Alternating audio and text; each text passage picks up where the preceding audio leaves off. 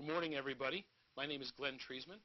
I'm moderating this session called Wither Psychiatry and its Nosology. It is a great privilege for me to introduce you to Paul McHugh, who is the Distinguished Service Professor of Psychiatry here at Johns Hopkins. He's been my mentor for some 25 years, and he's one of the great men of our field. And I was very pleased that he was willing to come with us this morning and be the lead-off speaker for our symposium. Paul is going to make critical remarks about the nosology of psychiatry and talk to you about the future of the way we think about disorders and their interactions with each other. He has been one of the outspoken voices in psychiatry since I was a resident and for many years before that. He's trained in the most distinguished places and known the most distinguished people, and his work is a legend. His book, The Perspectives of Psychiatry, is a model for the way we think about and teach psychiatry here, and has been a huge help to me in my work in AIDS. It is a pleasure for me to introduce Paul McHugh to you. Good morning, Dr. McHugh. Thank you very much, Dr. Treisman, and good morning to all of you. I was honored as well to be invited to talk with you about this very vexed matter, and the lecture that I'm going to give and talk with you about, and I hope we can get responses to, will, I'm afraid, pull no punches about my opinions about the present state of psychiatric nosology. I believe that we're in a critical period that will determine, at least for the next 5 to 10 years, just how rapidly psychiatry approaches its goal of being a clear and coherent member of the medical specialties. The title, Wither Psychiatry and its Nosology, naturally produces this kind of picture, which depicts fundamentally the history of psychiatry since 1980, when DSM-3 appeared, and here the various revisions up to DSM-4 TR in early in this last decade. We've been awaiting DSM-5, and it's been postponed several times, and there are reasons for that, and there are also reasons for being concerned as to what it's going to deliver. In 2013, at least it's promised, comes DSM-5, and what I expect is that it's not going to be good. It's not going to help us, and it's going to, in fact, I think, make many practitioners wonder about why it took so long to do so little, and here's why. DSM-3 itself really produced a revolution in psychiatry here in America and has been exported elsewhere.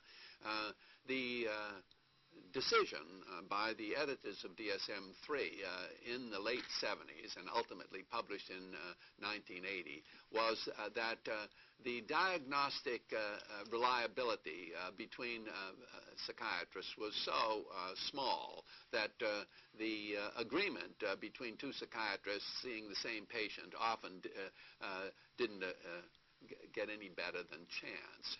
And they felt that this was due to the concerns of psychiatrists about different causes for these disorders, and the idea of DSM-3 was that mental disorders, rather than being understood in any way from their generation, nature, or cause, should be identified by their presentations.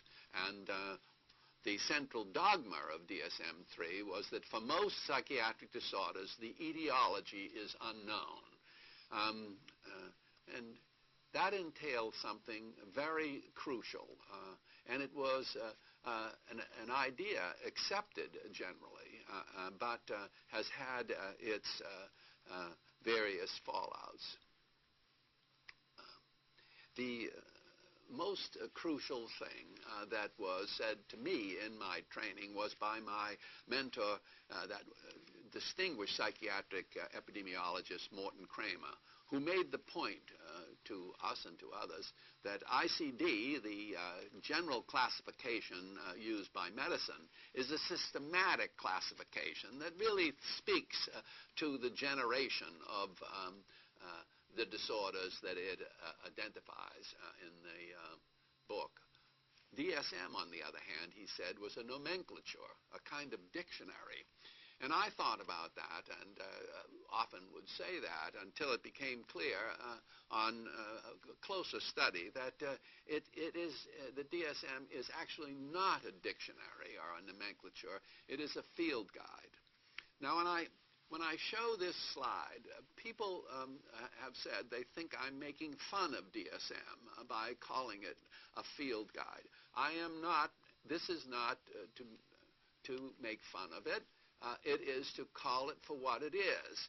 It is attempting to help people to be reliable and consistent in their diagnoses by identifying and naming the conditions of psychiatry according to what they look like.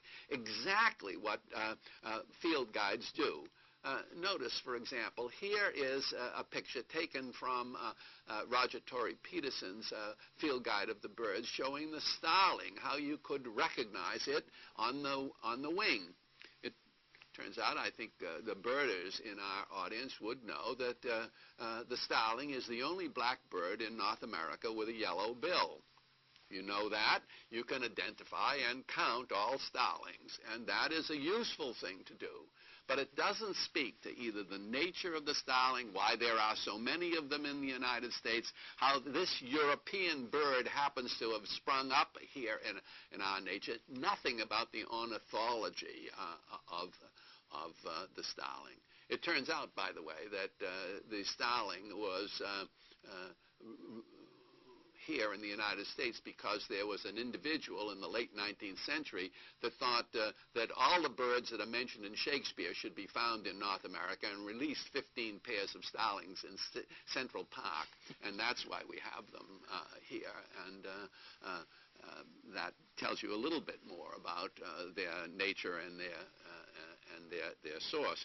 But this kind of capacity to name something doesn't tell you anything. It doesn't tell you anything about its nature. And classifications have to do that. We are in this spot. I have this little cartoon from the Wall Street Journal in which it seems that the only thing we are doing in our psychiatric exercises is to identify psychiatric disorders by what they look like. Now, you often hear said that the great thing about DSM-3 is that it at least settled the diagnostic confusions in American psychiatry and elsewhere. And that is considered to be a good thing, and it probably is something of a good thing. But let me assure you, it didn't solve all of psychiatry's problems. And under the umbrella of DSM-3, in fact, ideological conflicts that were there before grew rather than diminished, and became, in some ways, quite chaotic. It was as though they were saying that because you could name something, then all the things you believed about that something must be accepted. The disorders, multiple personality disorders, returned with a vengeance. The recovered memory idea that various kinds of disorders, including multiple personality, were in fact represented the expression in consciousness of memories that were buried,